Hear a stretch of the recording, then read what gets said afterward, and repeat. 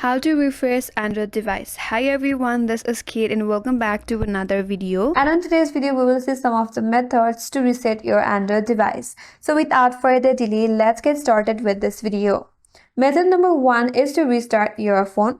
Hold the power button and then tap on reset or reboot. Then this will clear the background application and will refresh the system instantly. So you can restart your phone.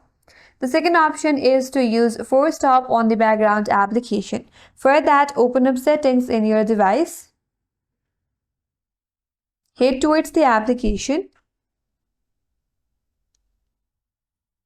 Tap on See All Apps.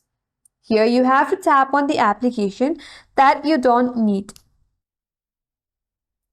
Then you can tap on Force Stop. This will free up some memory in your mobile device and it will reduce any of the lags on your device. So this is another way to refresh your Android device. The next method is to toggle your airplane mode on and off. So you can swipe down from the top to open up your quick settings.